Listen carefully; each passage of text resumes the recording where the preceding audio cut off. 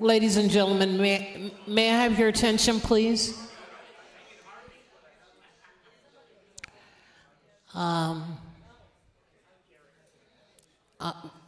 There's some of you who know me. For those of you who don't know me, my name is Yve, and I ran over a coyote and a motorcyclist to get here. But I'm happy to be anywhere. They didn't tell you when they invited you to this event that you had to sing, but you have to sing. The processional is going to be something you've heard on the radio, but we're going to do it better. And it's put a little love in your heart. All right? And they're going to march in and they're going to announce each other, but I'll say, you know when to sing, you can figure it out. And for those of you who already know, please kick, poke, or bite the person next to you to get their attention to get on board.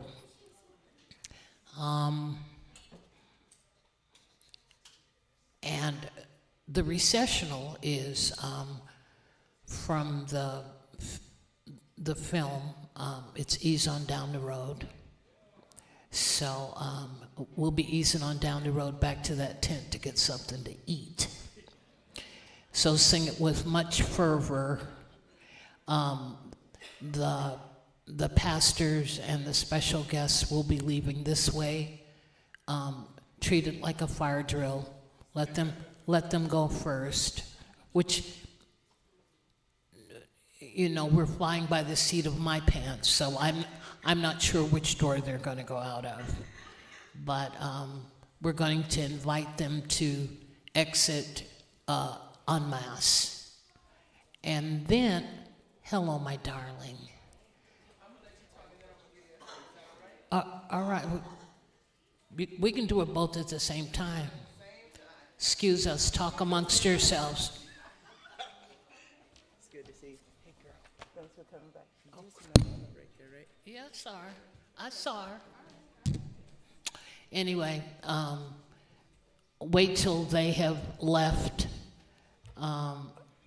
Trust me, no food will be served until you arrive, whoever you are. We're going to begin. Oh, I like that necklace. Let me talk to you later. Okay. Some of you I haven't seen in a while, and that was by design. I've been touring. So just roll with me today. I need all the help I can get. So how many of you members came to choir rehearsal Wednesday night? Just raise your hand. I see. Okay.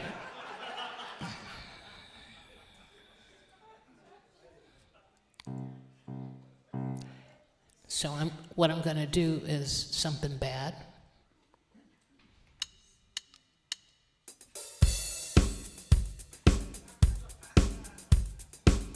This is where you get your, okay? And it's going to go. And they'll be lined up, getting their left, right together. Think of your fellow man, lend him a helping hand. Okay, that's good.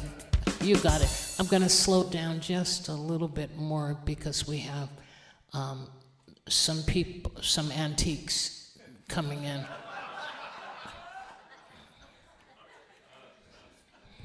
And we don't want them to get their feet tied up, you know. You're going to announce each one.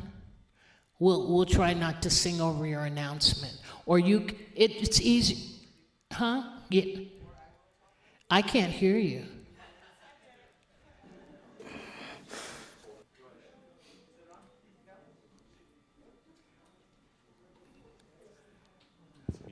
You don't have to talk over us. We'll bring it down. Okay? By the time they all get up here, And the world, and we're going to do call and response. And the world will be a better place. And the world will be a better place for you and me. Just wait and see. Okay, I want to see some jazz hands on that. I know we're in church, but you're going to need to exercise because we're going to be here for a minute. Okay, move every part of you that you can. And then one final request.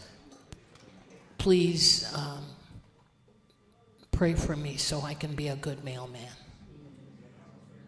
Okay? We've got, what? They're not ready? Huh? They're coming? They're not here yet? We have 3 minutes. Go ahead and talk for 3 minutes. And when you hear the drum, because she'll let me know, when you hear the drum beat, the first person comes forward and you can announce them. And I'll start singing, and put a love in your heart, and then you guys stop. And she'll announce the next one, okay? This is almost like being on television. This is what we do, the extras sit around and wait. Am I on? Yes. Hey, give her a little reverb so she sounds like she's... Good afternoon, everyone. That's not it. A little bit more reverb. Do it now. Good afternoon, everyone. My name is Tommy Jones, and I am a licensed practitioner here at the Center for Spiritual Living in Beaumont. It is my great privilege and pleasure to introduce our ministers today for the ordination of Reverend Dr. Michael Curcuru, who's leading the procession. Wait. Pastor Michael never listens to anybody. Think of your fellow man, lend him my helping hand. Next in our procession is Jerry Phelps from Banning, Sun Lakes, Interfaith Minister.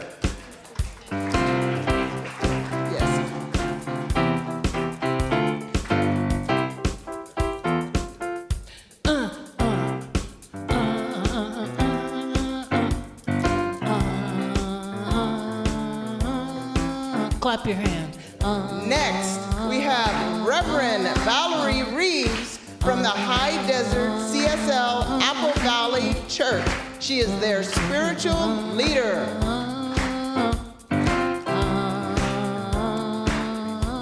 And we have Reverend Ed Tansey, head minister of Heart to Hand Teaching Center, co-founder of CSL Greater Boston, and staff minister at CSL Palm Springs.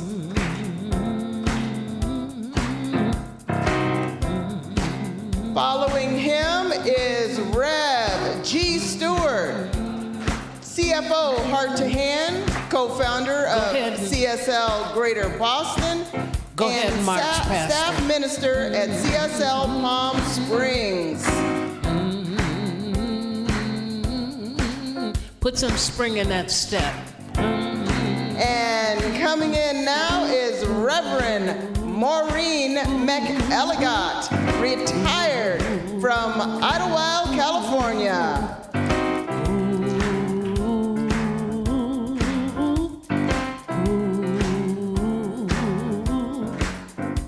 Now, from Huntington Beach, CSL, Reverend Rick Brown.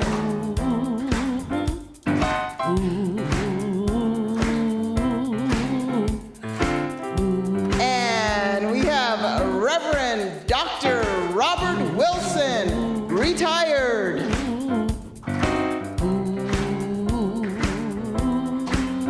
And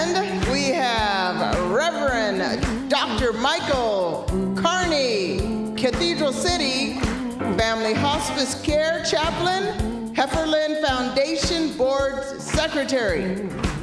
And last but not least, Reverend Beverly Lee Branham, Center for Spiritual Living, Beaumont, retired.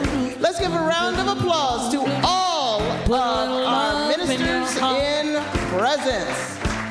See, it's getting late.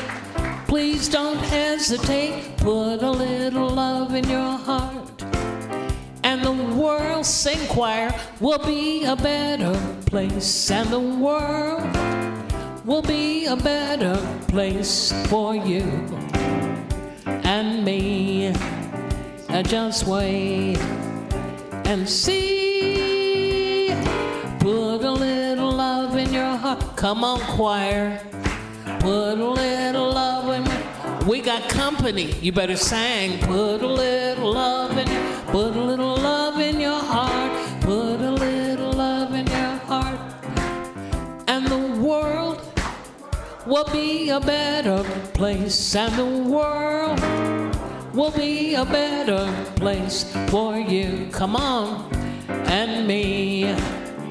Just wait and see. Sing it. Put a little love. Put a little love in your heart.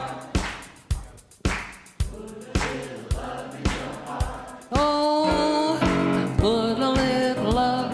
Oh, yeah. Put a little love in your heart. Big ending. Put a little love in your heart. One more. Put a little love in your heart. One more. What? One more.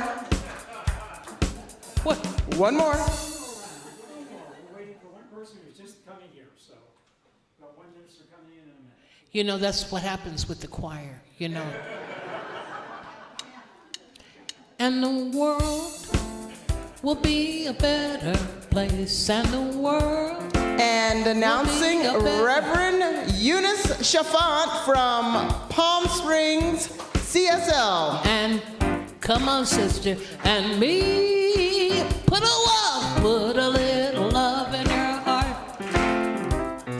Put a little love in your heart. Well, well, well, put a little love in your heart. Put a little love in your heart. Shh. Put a little love in your heart. Shh. Put a little love in your heart. Put a little love in your heart.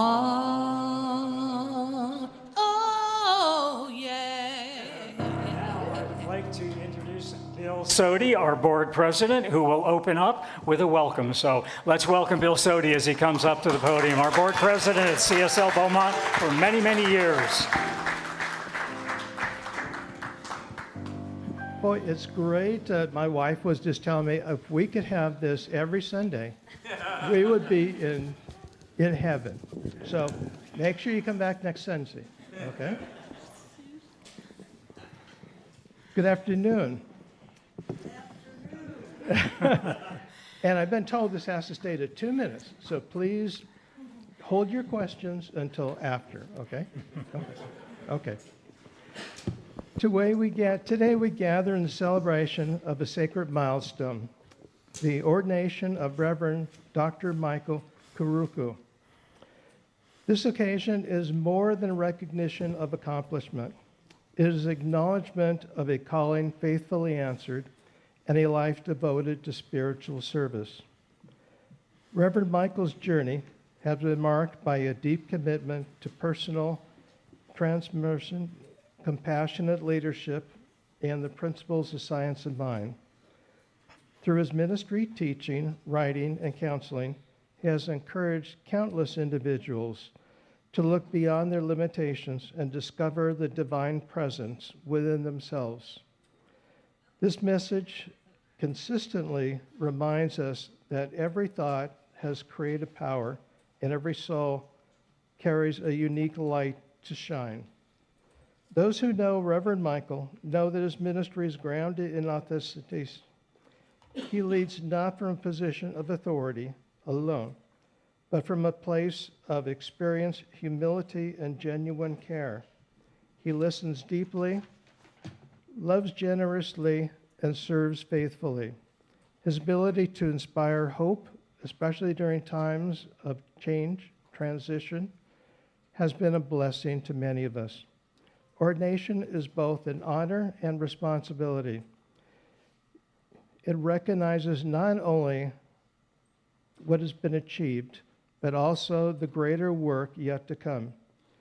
As Reverend Michael steps more fully into a sacred role, we celebrate the wisdom of his shares. He loves, teaches, and spiritual envisions his embodiness. On behalf of this community, we offer our gratitude, our respect, and our heartfelt congratulations. Many of your ministries continue to uplift, award, and transform lives. May you be blessed with strength, wisdom, and joy. You guide others on their spiritual journey. Reverend Dr. Curcuru, we honor you today and celebrate the light you bring to our world. Congratulations on your ordination.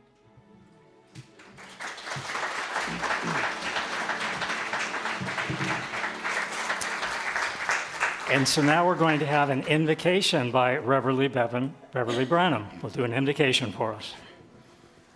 Is this on?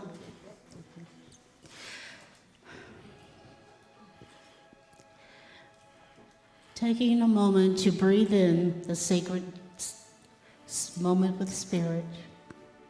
For the ordination of Reverend Dr. Michael Curcuru, there is one life, and that life is omniscient, that life is omnipresent, that life is omnipotent. And invoking the power and the presence of Spirit, manifesting into the light, rooting in spirit, growing in light, serving in joy. That is Reverend Michael Curcuru. The ordination is a vehicle for us to admire all that he has devoted his life and his ministry to into the light. As we celebrate this moment in time, it's once in a lifetime. It is complete. I let it go.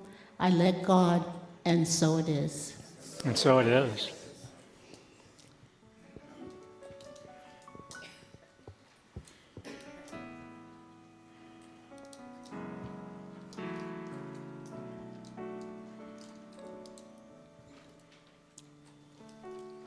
You can spend your whole life building something from nothing, and a storm can come and blow it all away.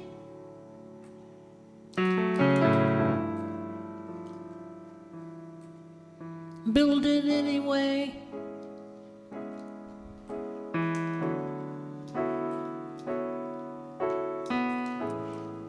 You can chase a dream that seems so out of reach, and you know it might not ever come your way.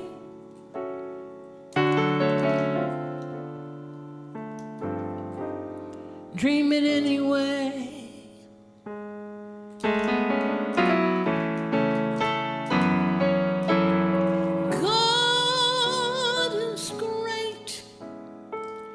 Sometimes life ain't good. When I pray, it doesn't always turn out like I think it should. But I do it anyway.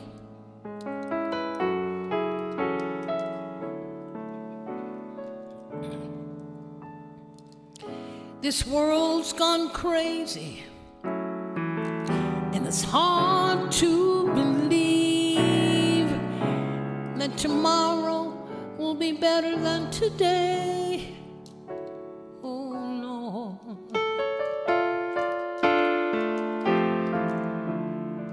Believe it anyway.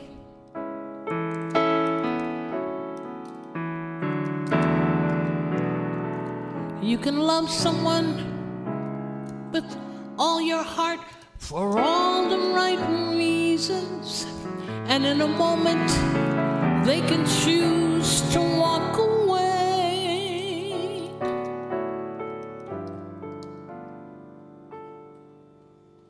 Love them anyway.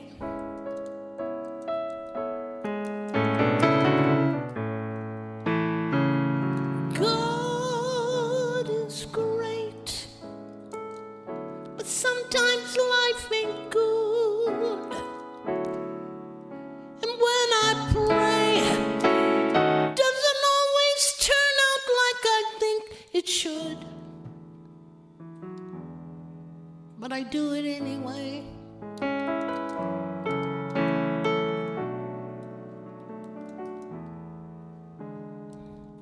You can pour your soul out singing a song you believe in,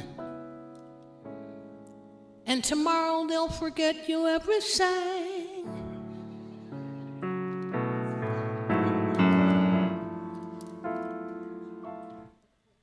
Sing it anyway.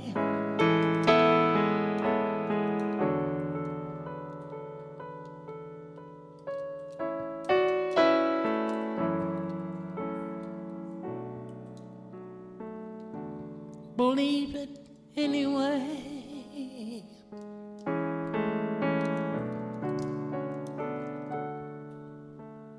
I sing, I dream, I love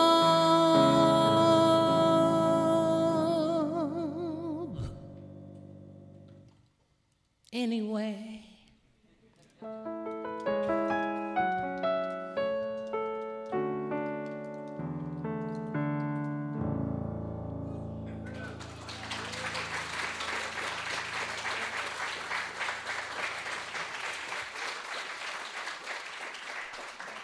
And so now we're going to welcome Rick Brown to the podium. I'll be getting our sharing session. And Rick and I met in ministerial school. And whenever Rick was scheduled to do, first we did 5-minute talks, and then 10-minute talks, and then 15-minute talks. And my 5-minute talks were always 10, my 10-minute talks were always 15, my 15-minute talks were always 20, my 20-minute talks were always 30. But Rick always was present. He was present with laughter. He was present with love. And he was present with that light in his soul. And when I saw that he was on the schedule to speak, I always knew we were in for a very, very special treat. So honor and welcome Rick Brown to the podium today.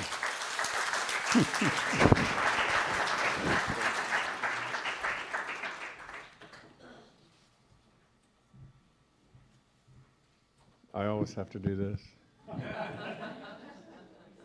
Good afternoon. I'm honored to be here for Michael. Recently, I did an interview at one of the centers, and they said, at the end, they said, well, tell us a joke. And I was like, I don't have any jokes, and at least not that I could tell in front of this committee. But anyway, so then I just kind of stammered around and I said, sorry, I don't have a joke. And he goes, well, I'm the guy that gives you the left field question. And so then I said, well, you hit it out of the park. And everybody laughed, so I said, okay, that's my joke. Covered it.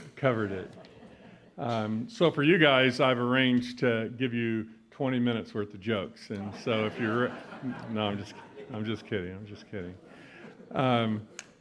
I wanted to share something with you that recently happened to me, somebody that I care a lot about, had a challenge with a family member.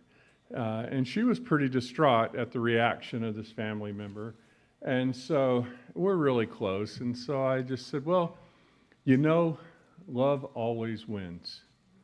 Love always wins. Always. And she was like, well, what do you mean?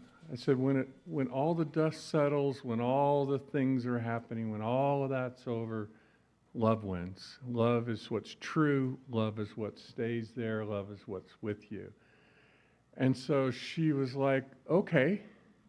And it carried her through that trial and tribulation she had with that close family member.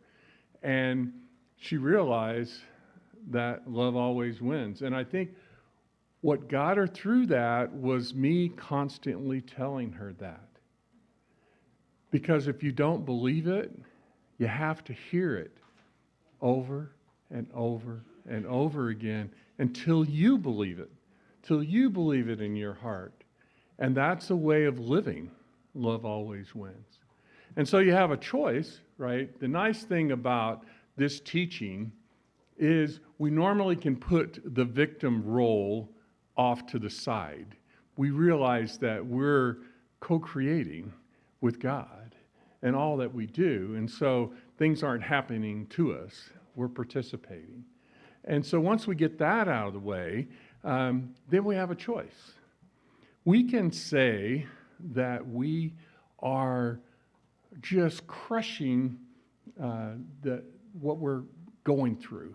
You know, the things that aren't working for us, we can get through it and go, hey, I crushed it. I got it through it. But we have another choice.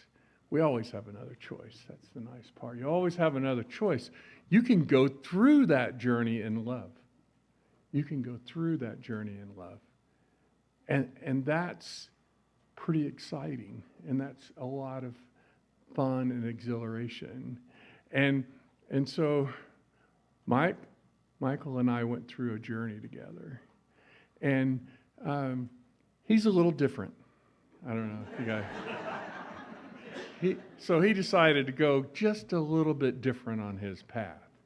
And so we were together through that path, and we would talk on the phone, and each time that we talked, the love came through. You know, and sometimes it was a little challenging. But instead of seeing it as a challenge, he saw it as an opportunity for love, an opportunity to demonstrate his love. And so he got through that first little hurdle and went around. And then, Michael can't have just one hurdle. It's just not allowed. He has to have more than one. And so he had another hurdle. So then, and continuing to talk with him, he continued to demonstrate that love that he has for this teaching, for the ministry, and for the people that he touches on a daily basis. And so that love prevailed. And here we are today. Here we are today. Because Michael, instead of focusing on adversity, focusing on why me, you focused on love. You focused on love, and here you are. You made it. You made it. I'm very proud of you. I'm proud to call you my friend, mainly because I struggle pronouncing your last name. So I just call you Michael. It's easier. It's easier. But today's a special day for you. And not only is it a special day, it begins a special journey for you that you've already been on. You've already said yes a long time ago. You just get this nice little purple thing to wear. Thank you for being you, and I love you for that. And so it is.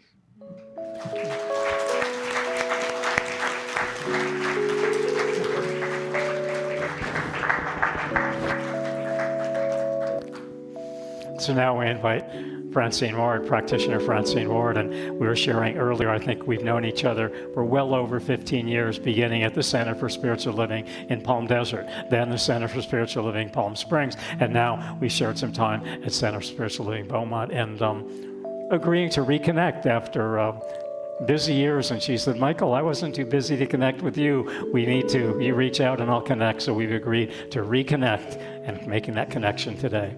So thank you so much for being here.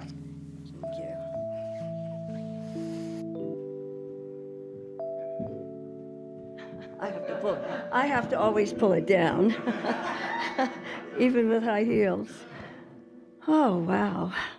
First, I want to welcome all the ministers and thank you for the path that you've created for those of us who are on this journey and for the other practitioners that are here.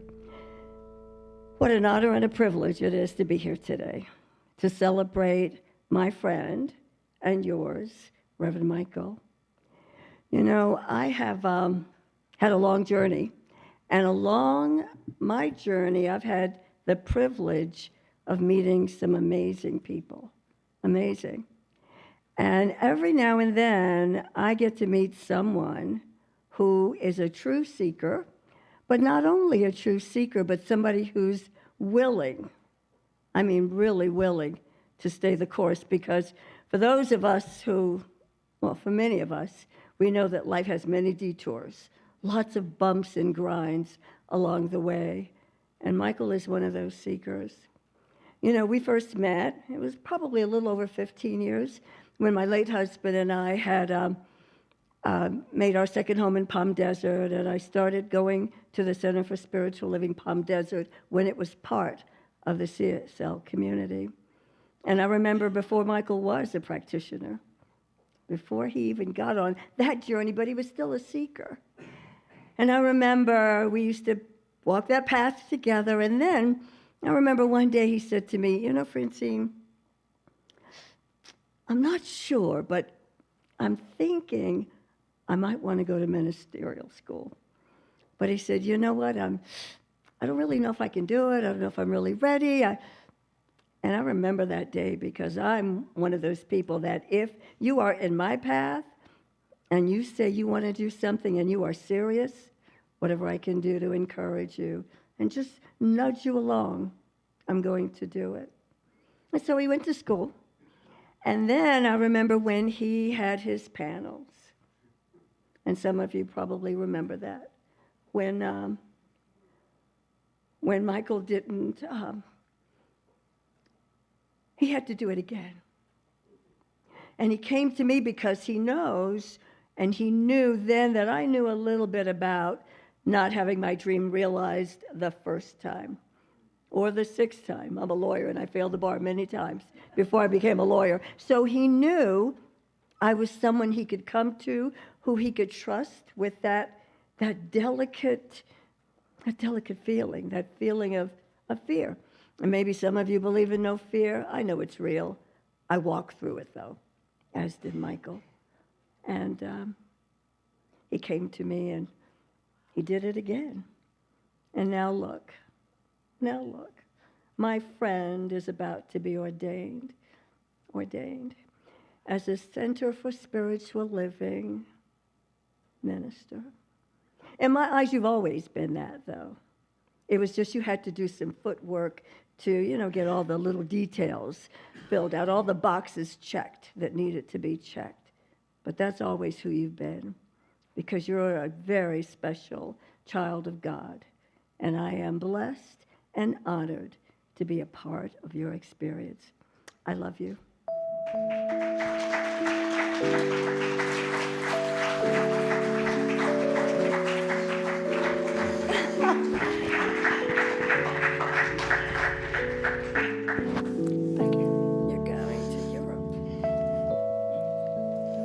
And so now I introduce someone that many of you have known for 20 years at the Center for Spiritual Living, Palm Springs, and 10 years at Palm Desert, and almost a year at Apple Valley, and been here 2.5 years with me.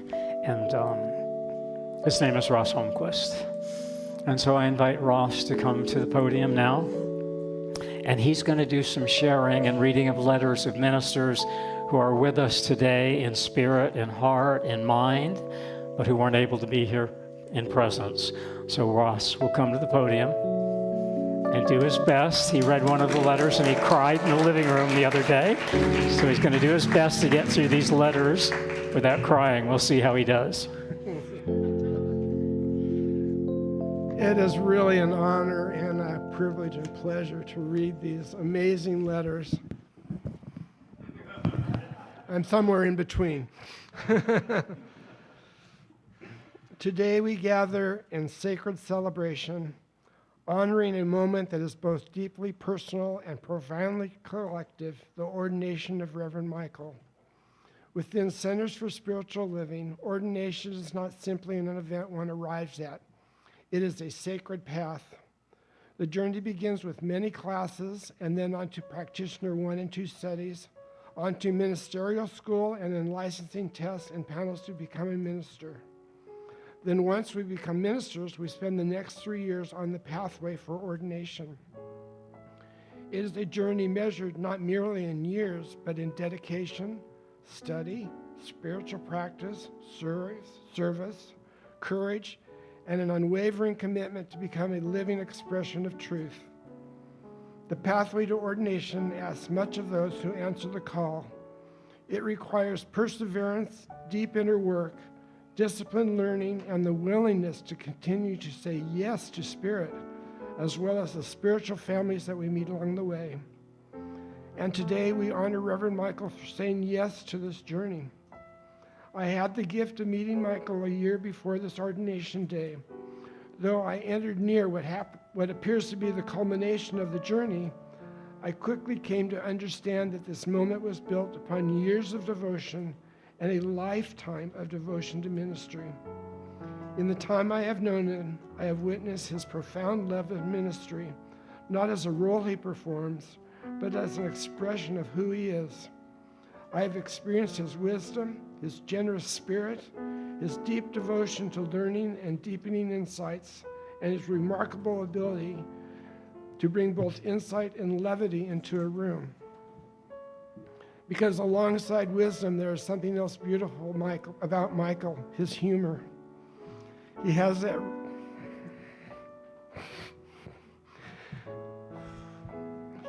rare gift of helping people feel both uplifted and at ease. He reminds us that spirituality need always be solemn, and that joy itself can be sacred as well as necessary. Anyone who knows Michael also knows another love that shines brightly through him, the stage, theater, and the art of expression. There is something fitting in that. Ministry and theater, after all, both ask us to be fully present. They ask us to tell stories that awaken something in others.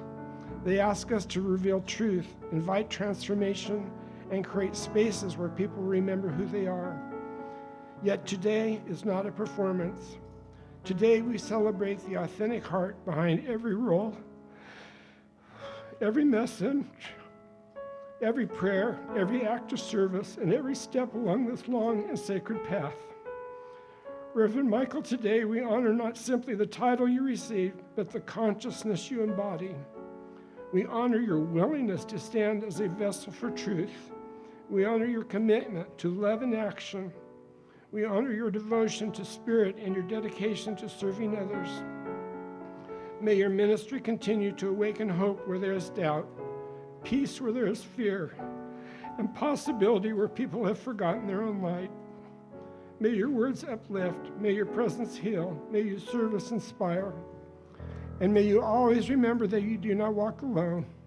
You are held by Spirit, supported by community, and carried by the infinite love that called you to this path from the very beginning. Reverend Michael, we celebrate you today with gratitude, admiration, and joy. I am honored to speak to all that you are and all that you've become through this journey. Congratulations on your ordination. You are a blessing to the world. With love and gratitude, Reverend Dr. Sherry Sorbo.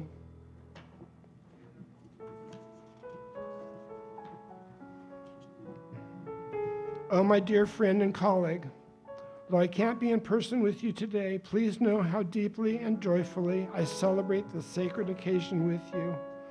And of course, wonderful memories of our shared time in ministerial school are bubbling up.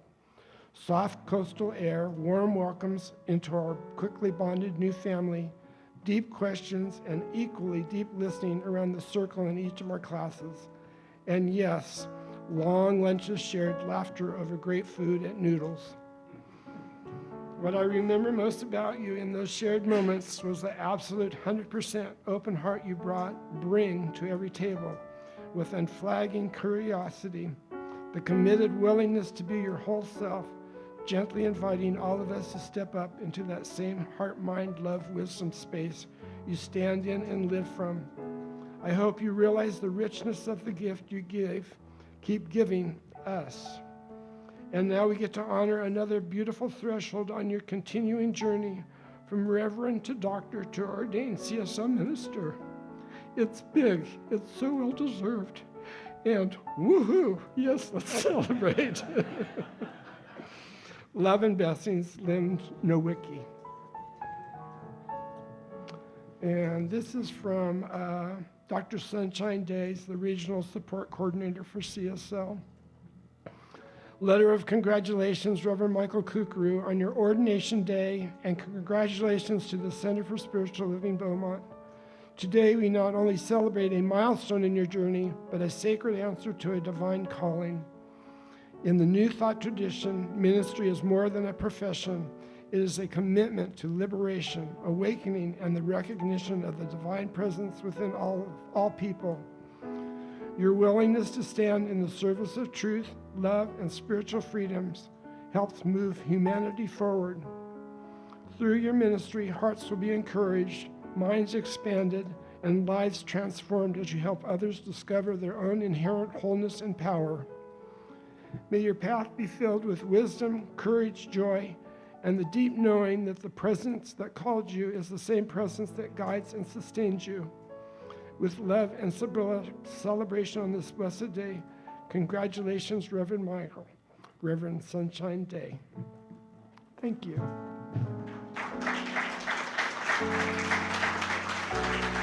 Hey.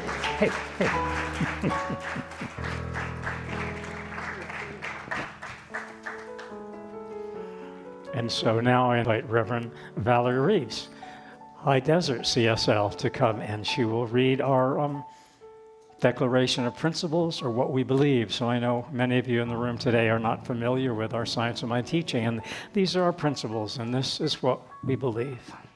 Okay. Reverend Val. Thank you. What We Believe by Ernest Holmes. We believe in God, the living Spirit Almighty, one indestructible, absolute, and self-existent cause. The one manifests itself in and through all creation, but is not absorbed by its creation. The manifest universe of the body of God. It is the logical and necessary outcome of the infinite self-knowingness of God. We believe in the incarnation of Spirit in all, and that we are all incarnations of the individual soul forever and ever expanding. We believe that heaven is within us, and that we experience it to the degree that we become conscious of it. We believe that the ultimate goal of life is to be a complete emancipation from all discord of every nature, and that this goal is sure to be attained by all.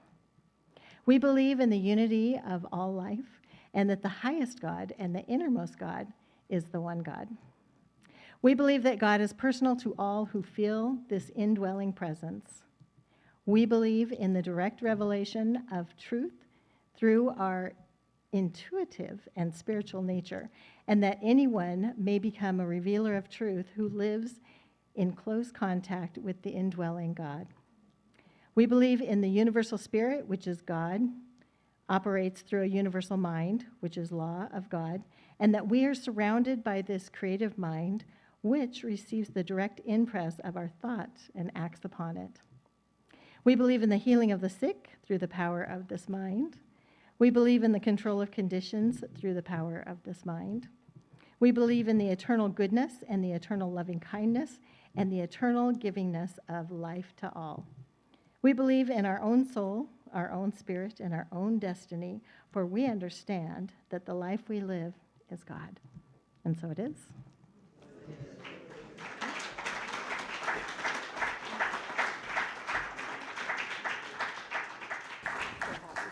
Thank you. And so now we will invite to the podium for our inspirational messages, Reverend Robert Wilson, who Ross has known for over 20 years. I've probably known for 15, so welcome. And We knew each other at CSL Palm Springs.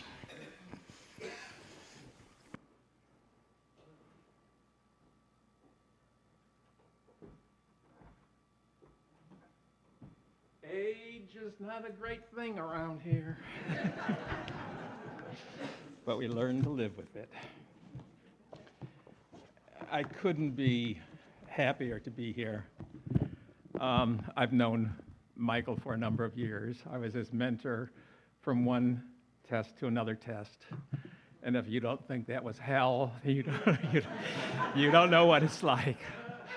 And as I look around this room, I'd been up here before speaking when Reverend Liz was here, and several other times since then. And as I look out there, I go, wow, there's a lot of Palm Springs people here that I used to serve. Raise your hands if you're Palm Springs. Look at it. So there's a lot of us. We're just spread all over like manure. So I'm really pleased to be here on this celebration of an ordination. Michael perhaps has the record for the longest time between Prac 1 and this ordination celebration. So congratulations, Michael.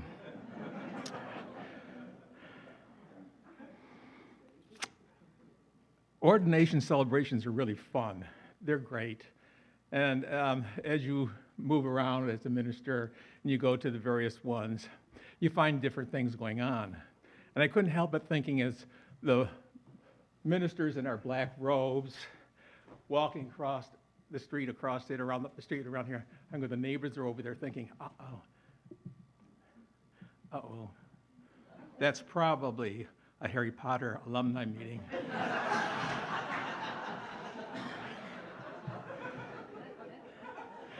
Reverend Michael asked me a few days ago to give a motivational talk. And I go, motivational talk? What is he talking about? Ministers are obviously motivational people. So how do you come up with a motivational talk? And since I'm retired, I haven't given too many talks. So I thought, well, what should I talk about? After all, I'm an ordained minister. I'm still a student. I read a lot. I still attend classes. I'm a teacher. I've been a practicing participant of religious science, and as many of you know, religious science is just the old name, science of mind. The topics of principles, which I was very pleased to see was read. Because this morning, or this afternoon, I want to talk to you about principles and consciousness and the relevance of those two things, because that's what we as ministers and as science of mind people, that's where we work. We do our work with these principles and in our consciousness. So principles are like the laws. They are universal. They have always been here. When we refuse to honor these principles, guess what happens? Or if we decide to go against these principles, guess what happens? Things don't normally work out too well for us.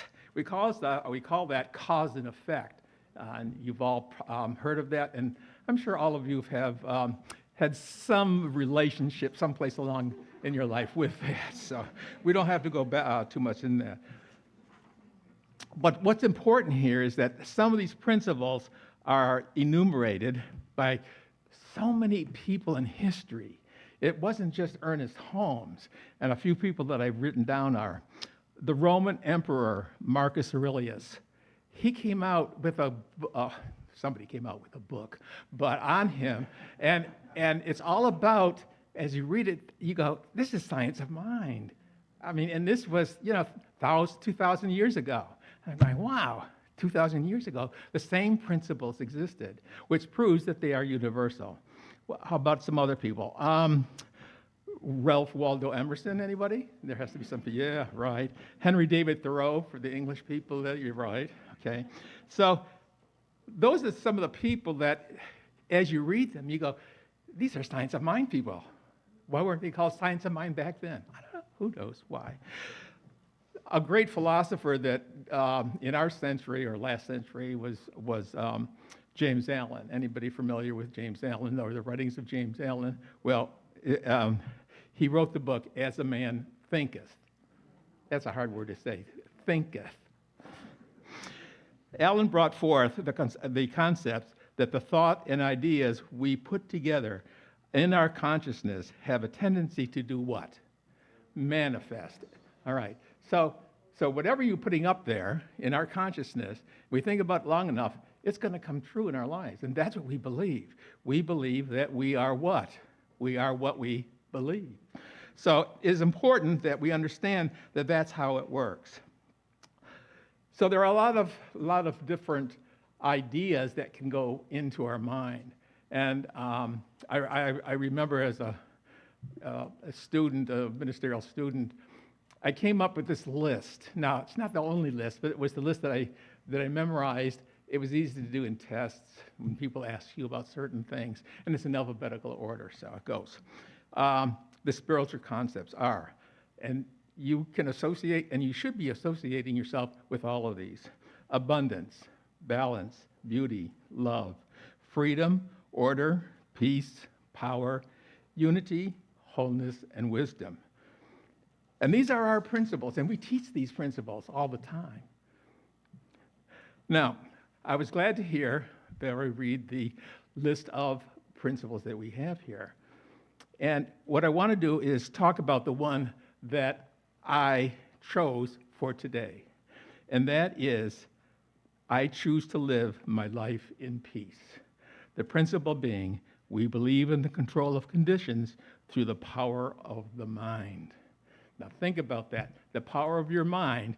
By using your mind, you can control your own conditions. And think about where we are today. What a mess this world is, really, when it comes right down to it. I'm here, I'm there. So what I've learned is that there are practices that we can use as spiritual people to bring about the control of our conditions. Even with all this crap that's going on around us, we can do something about it. So here are mine. I choose to think peace. I pray for peace. I read material that only deals with peace. I only use words that are connected with peace. And that's not an easy thing today. No negative words in thought or deed. I see peace all around me in nature. I meditate on peace. I write affirmations on peace. If everyone could just think peace, just think, if everyone in the world thought peace at the same time, guess what? There would be no war going on. Everybody would be at peace. So today, I use those words from Hamlet: to thine own self, be true. I am peace. Use those principles to guide you in your life, and you'll have a fantastic life. Thank you.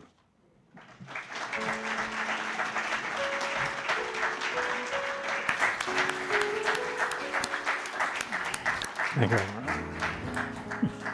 Congratulations. Thank you. And so now I invite Reverend Eunice Chalfant from Center for Spiritual Living Palm Springs to come to the podium, and she will be reading the blessing of the stole. And as she finishes that, Reverend Robert and Ross and myself will join her on stage.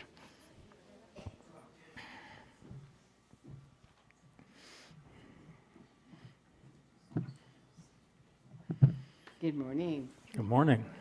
It's always morning. Because the spiritual sun, I forget I don't have a wireless. I have to stay put. Okay. Gosh, it's such a joy. I love, love, love ordinations. Before I read this beautiful passage about what the stole represents, I just wanted to give a couple of words. For me, ordination is such a sacred, sacred calling.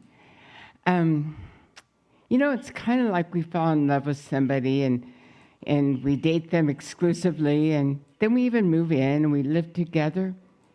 But, you know, when the going gets tough, we always have an out. We can leave. But somehow, when we feel committed, we want to take a deeper step. And that deeper step is a marriage. And ordination is kind of like a marriage. We're marrying not the profession, we're marrying that calling, that sacred calling to be here for God no matter what transpires in our life. And so we are humbling ourselves. We're allowing ourselves to be shaped and molded and worked through by the sacred calling. And we're committed to that for the rest of our lives. And so for me, for those of you who know me, I've been married several times. Husbands go and come and go and come. But I've only been ordained once. And I've been a minister for 33 years, nonstop, and have worked in a pulpit as a senior minister for that long. And every day is fresh, and it's new, and I get worked on. And I have this close relationship with the divine, and that's central to my life. That's what ordination represents. So I am so thrilled, Reverend Dr. Michael, that you have chosen this sacred journey. And I know you've been a wonderful minister all along, but there's something that you will discover with that extra deepening connection that you now make. And every time you put on the stole, it's like consciously, it's a symbol of consciously putting on that consciousness that I'm here for God, no matter what. So I'm just thrilled to welcome you into the sacred calling of an ordained minister. And so this is the passage that Reverend Michael has selected for me to read, and it was written by my dear, dear, dear friend, Reverend Catherine McDowell, who passed away this year. I love Catherine. I actually lived with her right before I came and moved to Palm Springs. So this is the first time I didn't get to go to her memorial. So this kind of has special meaning just to read her words. So this is what Reverend Catherine says.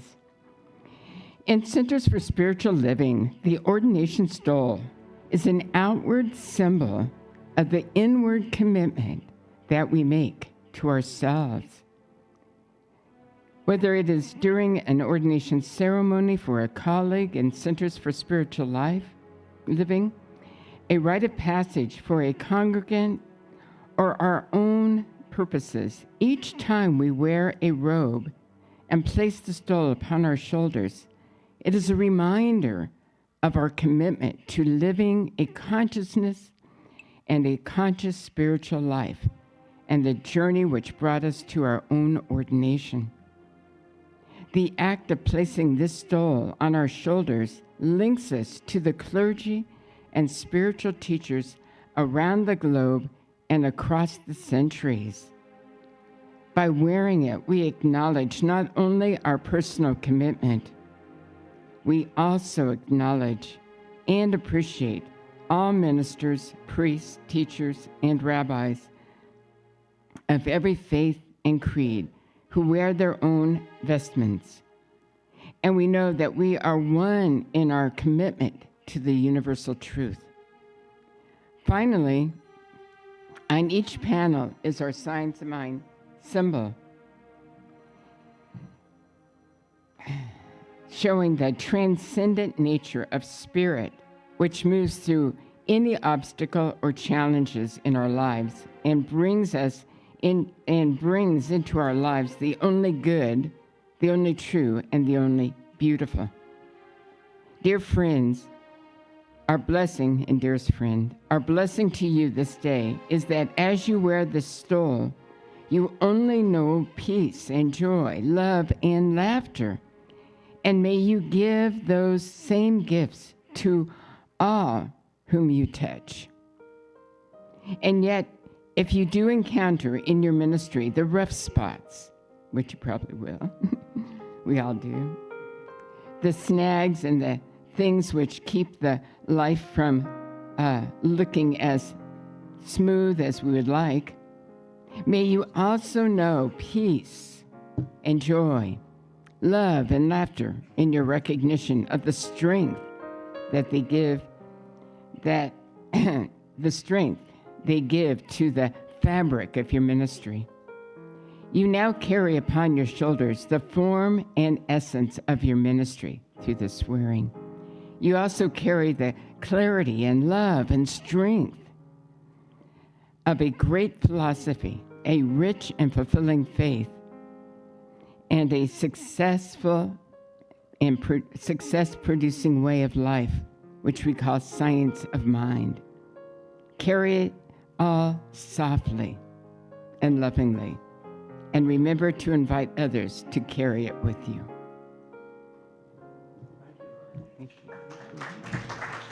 We're going to ask Jerry Phelps to come up and read the ordination ceremony. So we're changing it because I missed the order. So we're going to have Jerry come up, read the ordination ceremony. We'll have Yve Evans play a song after that, and then Ross and Robert and Reverend Eunice and I will come on the stage for the bestowing of the stole. So we invite Jerry Phelps, and she'll read what is ordination as she makes her way to the stage. And I want you to know it's been a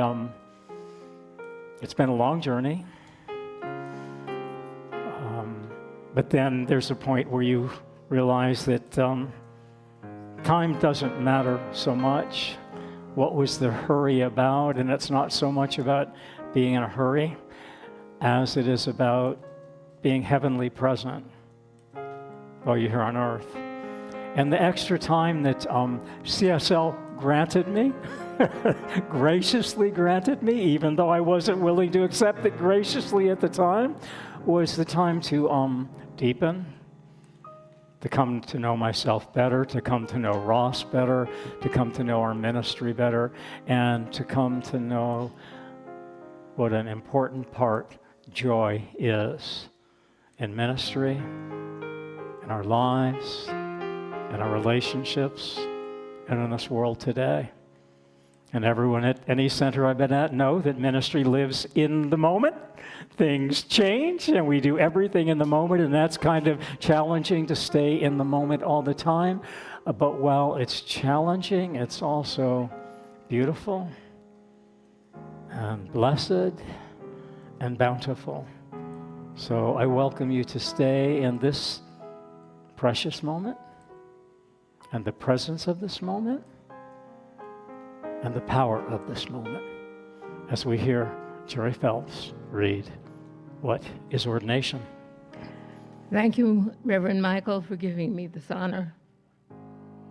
People who may not be directly involved in a ministry may want to know the importance of ordination. It is the most honored, significant, and sacred rite of passage for the minister and the center he or she serves. In some denominations, ordination is a part of the graduation from seminary. In the Centers for Spiritual Living, ordination is conferred upon a minister who has completed practitioner training and ministerial training, and who has successfully performed as a minister in a field center or ministry for a minimum of 3 years. The ministry of this individual has been reviewed by the Department of Licensing and Credentialing of Centers for Spiritual Living Home Office. Michael Curcuru has been interviewed by a panel of his peers who made the recommendation of his ordination to the Leadership Council. It is this council that grants the office ordained minister to successful candidates. For the minister being ordained, the ceremony is the fulfillment of many years of study, commitment, and growth. Most importantly, it is his affirmation that ministering to the spiritual growth of others is his lifetime dedication. Ordination is a celebration with the minister as he affirms his sacred commitment to spiritual service. Congratulations, Dr. Michael Reverend, on your ordination. Thank you.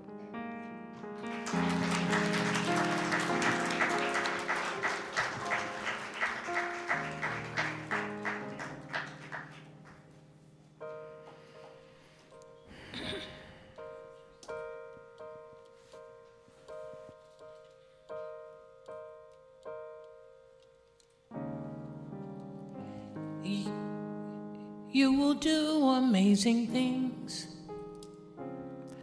with the choice each new day brings. And with every step you take, bless the progress that you make. Reason you live is in every gift you give. Love your life, love your dreams, 'cause you will do amazing things.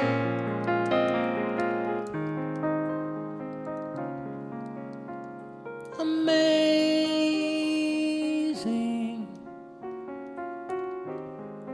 amazing. You will do amazing things. Amazing, amazing.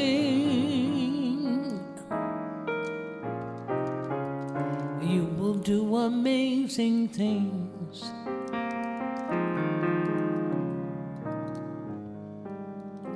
Oh, the places you will go, and the people you will know. Don't worry when, where, or how, 'cause you don't need to know that now, Mr. In the Moment. You're on the right track, no need to look ahead or back. Just enjoy what this day brings. Amazing,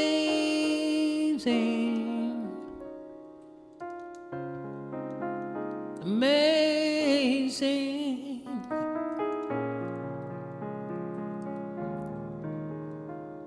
You will do amazing things. Amazing,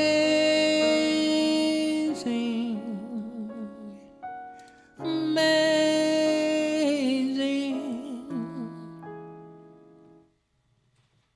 With you, we will do amazing things. Amazing, amazing.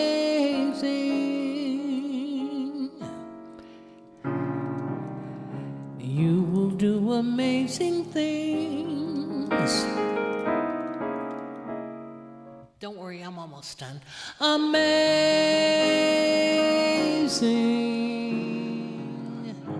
amazing.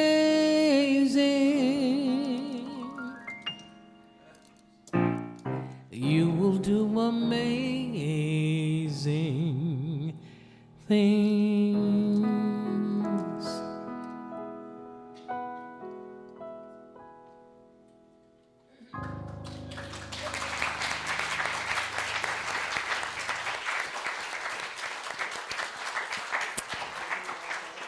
Yeah, and so I now invite Reverend Robert and Reverend Eunice and Ross and myself to move up onto the platform for the bestowing of the stole.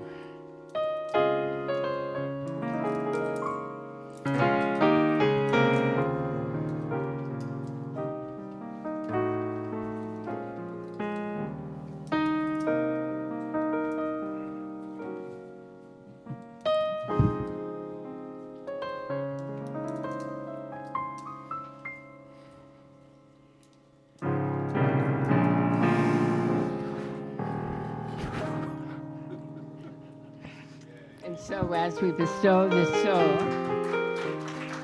accept the mantle.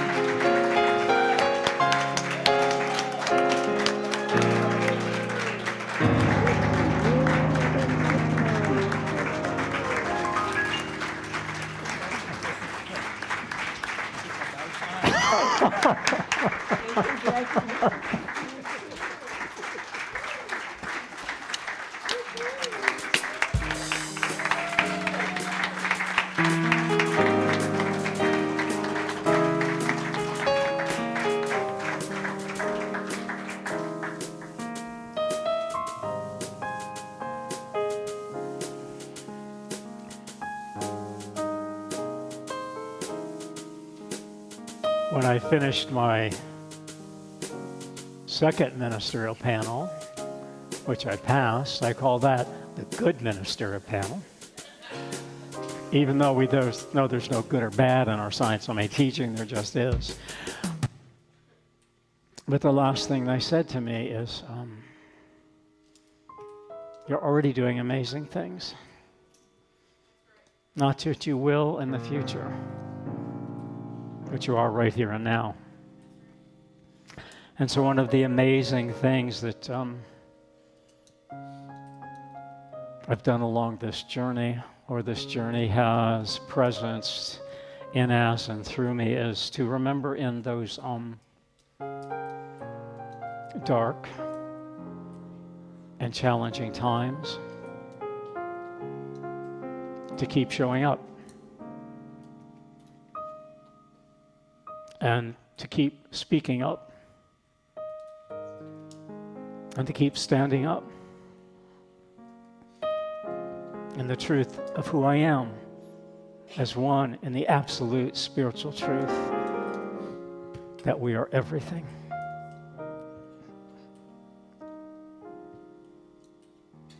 Walt Whitman shares this: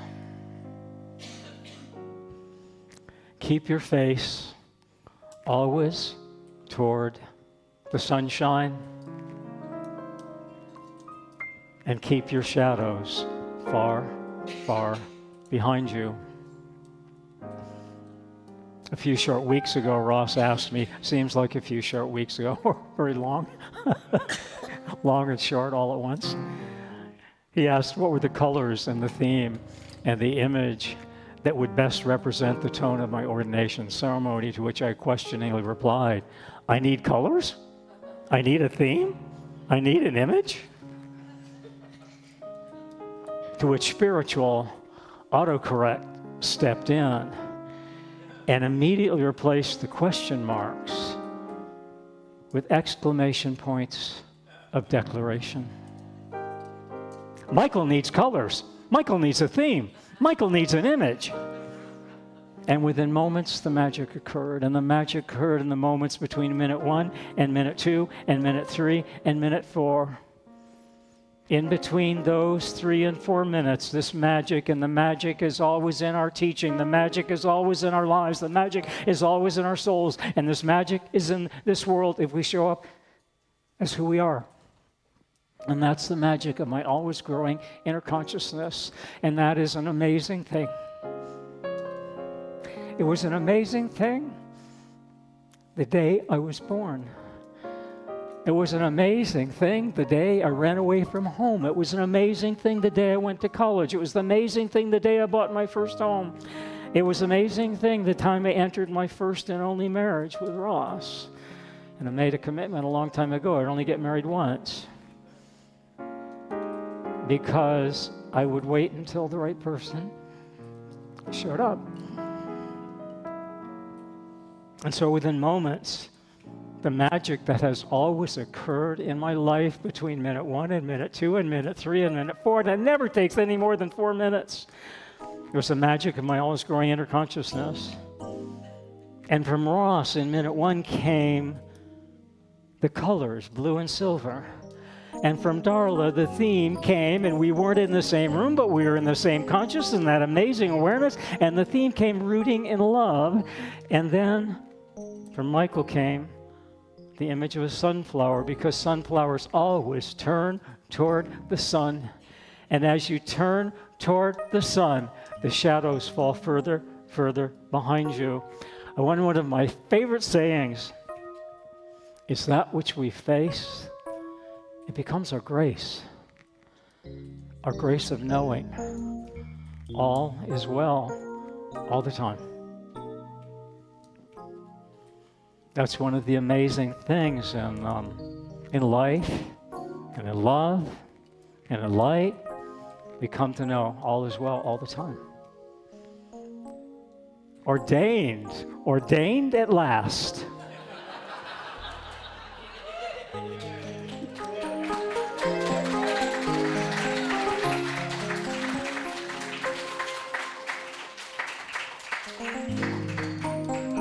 For for any of you who doubt that delay is not denial, I am the living light of proof. I am the testimony of truth. I am the concordance of consciousness that all ends well all the time. And if it appears not to have ended well along the way, then it isn't the end. It's a new beginning of a greater you about to shine through. So Ross, I asked you, what's next?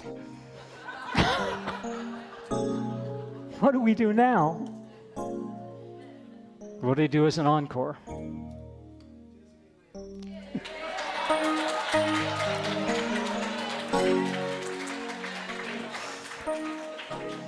Last night I asked Ross about 11 o'clock where he saw the future of our ministry heading, and he replied to me, "This is not the night to ask me that question." Phones were buzzing, printers were jamming, and flowers were being sent to the wrong address. You and I have walked so far. You and I have walked so long. And you have walked so lovingly, mostly.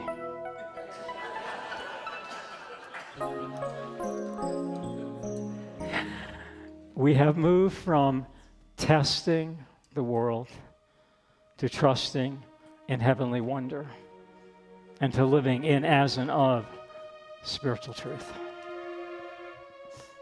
It is truthfully time for you and for me to come home. It's time for us to come home to the heaven within our hearts, for that's where our ministry lives.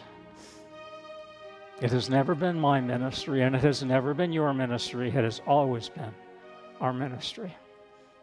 From the night in the hot pool when I just finished a 3-year master's degree, and you don't want to know how much that cost. And I was supposed to be going out and get a job, and the degree hadn't even arrived yet, and I said, I don't want to be an accountant. And Ross said, what do you want to be now? And I said, I think I want to be a minister. And he turned away and didn't speak for 5 minutes. And then he turned back and he said, have you seen what's going on in the world with all the ministers out there? The last thing the world needs is another minister. But it could use a really good one. Let's do it.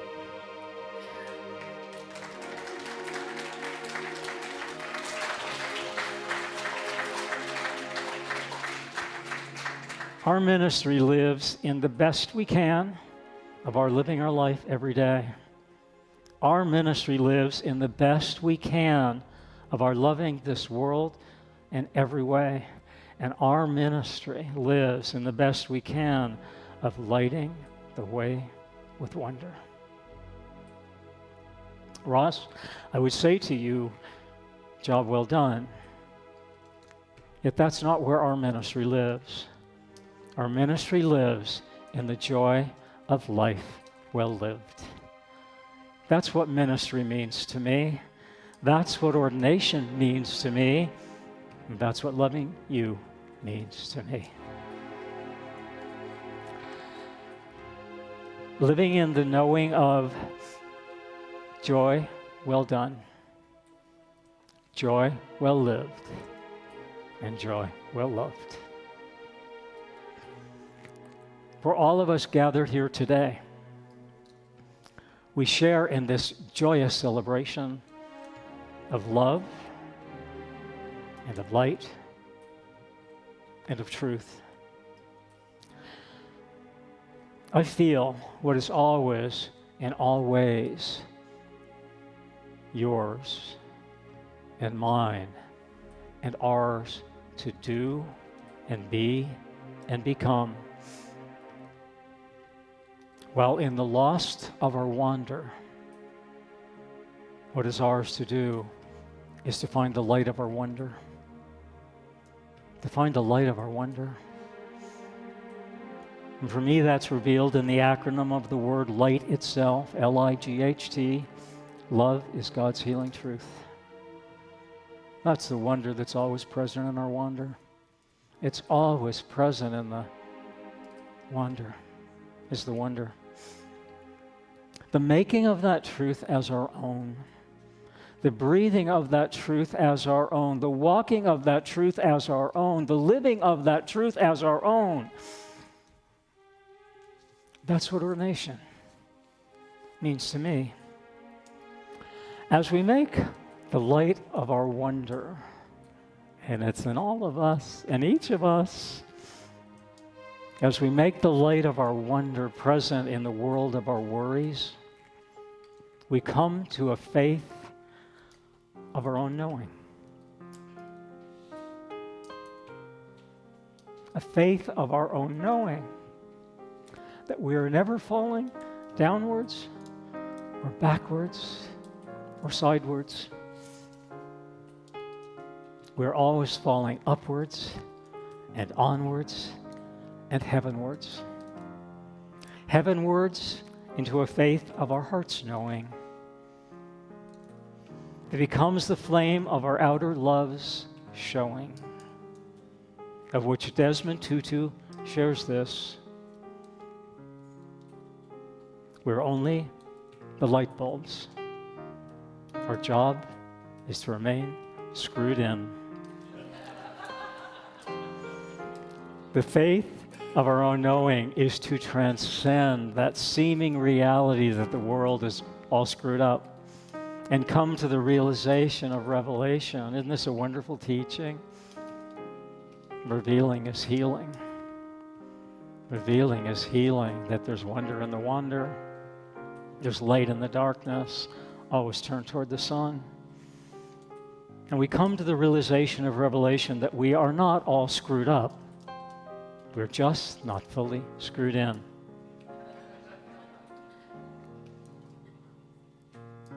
We come to a faith, and I come to a faith of my own knowing. I come to a faith of my own glowing. I come to a faith of a love of my own showing. That's what ordination means to me. As I began writing these closing remarks, and yes, we're getting near the closing for those of you who are wondering, I came to a remarkable remembrance.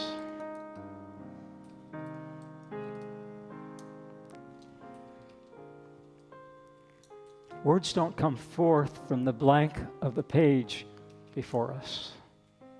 Trust me, I sat before blank pages for 4 or 5 days this week, and I didn't give up. I gave in. Words come forth from the brilliance of the presence within us.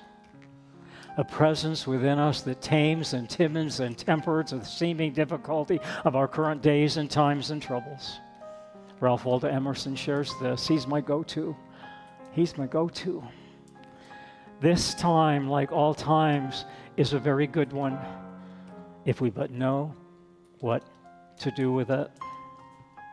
And what is ours to do with it, to be with it, and to become of it, is to live and to love life in wondrous new ways, the wondrous new ways of the moments of our high resolve.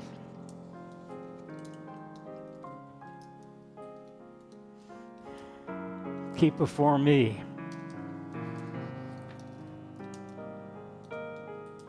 the moments of my high resolve. My high resolve to keep my love ever showing. My high resolve to keep my heart ever growing. My high resolve to keep my soul ever knowing that all is well, all the time. If only we keep turning toward the light. That's what ordination means to me. Rainier Mary Rilke shared this. The work of our sight is done. Do the heart work now. Do the heart work now. Do the heart work now. From the fullness of my heart to the allness of yours, thank you for being in my life. Thank you for being on this journey with me. Thank you for being here today. Yet first, last, and mostly, thank you for being who you are. That's what ordination means to me. And so I'm going to invite Yve to go into her final song, and then we'll have the procession of the ministers out through the front and out to our dining area. Pastor, you might want to do the benediction before I do my song.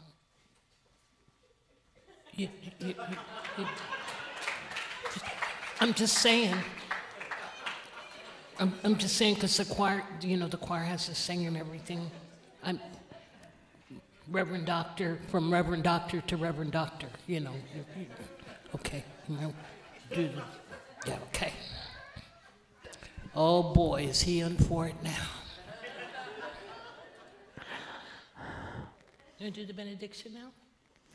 Yes, we are going to do the benediction, and it is Reverend Michael Carney, so come on up and do the benediction. That's why we have Yve in the house.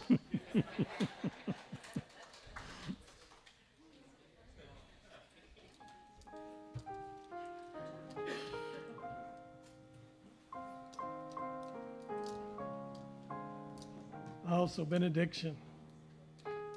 That time of bringing to completion the celebration that we've been a part of. Part of the theme today was amazing. And because you're all so amazing, smile, you will be remembered forever. Benediction is often that closing of a sacred ceremony.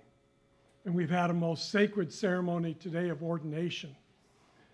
That step for the minister when they make the commitment that this is a lifetime commitment, that this is where I will stand and I will be in that presence for the rest of our life.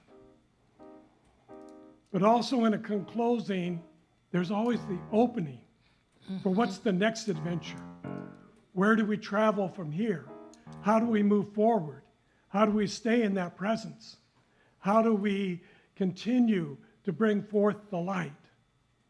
So I'm just inviting you to take in a nice deep breath, to anchor into that place of the divine presence, to know that which is the eternal life, the infinite intelligence, and the absolute power.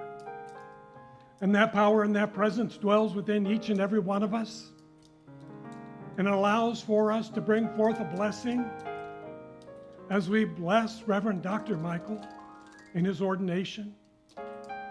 We bless the Center for Spiritual Living Beaumont for its leaders, its ministers, its practitioners, its congregants, its every individual that enters into this sacred place. We know that they are all amazing. We know that they are all on a journey. And we know that they will find in this place that love that has been shared today. We bless all those who have shown up here today to honor Reverend Dr. Michael.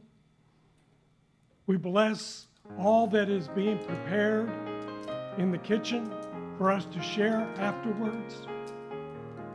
We bless this beautiful music that has been accompanying us throughout this entire day.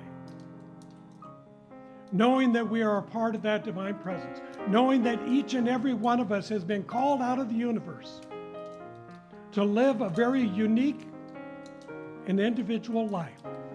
And only you know the truth of what that calling is in your life. And so we just bring this blessing into its fullness, into the wholeness, so that it not only radiates through each and every individual here, but it flows out of the doors and the windows It travels with us as each of us return to our homes, traveling safe in love and peace and harmony. And because we know that this is true, then we are all in a place of gratitude. And in that gratitude, we just simply say thank you. Thank you, God, Spirit, for all of the good that we have received and all the good that is yet to be received. Knowing that this truth has already been heard, I just simply release. I surrender.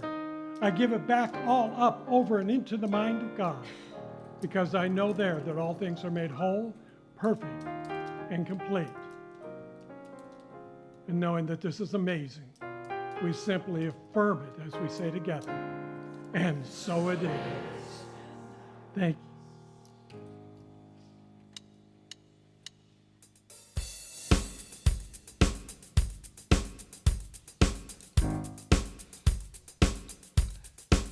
Pastors, it's time for you to retreat. We can't leave till you retreat.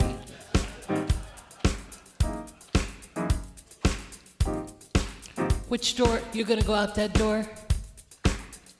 You're going to go out that door. Take your time. Don't run like him. Take your time. We're going to ease on down the road. Ease on down the road.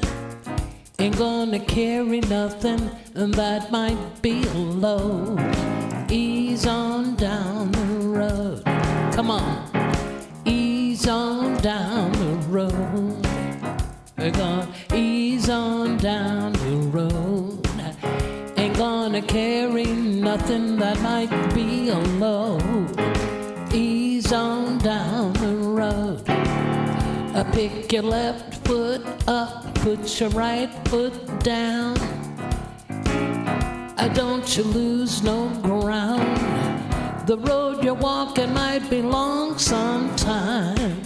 Keep on walking, 'cause you'll be just fine. Ease on down the road. Come on, choir. Ease on down the road. Ain't gonna carry nothing that might be a load. Ease on down the road. Ease on down the road. They'll get out of the hallway in a minute. Ease on down the road. Ain't gonna carry nothing that might be a load. Ease on down the road. There may be times when you think you lost your mind. The steps you take and leave you 3 or 4 steps behind. Keep on walking down the road you choose. Don't stop walking, 'cause you get up, get up. Ease on down the road. Come on, children, sing on. Ease on down the road. Ain't gonna carry nothing that might be a load. Ease on down. You might as well go out. Ease on down the road. Go march out like those old Baptist choirs. On down the road. Ain't gonna carry nothing that might be a load. Ease on down the road. There may be times when you think you lost your mind. The steps you take and leave you 3 or 4 steps behind. Keep on walking down the road you choose. Don't stop walking.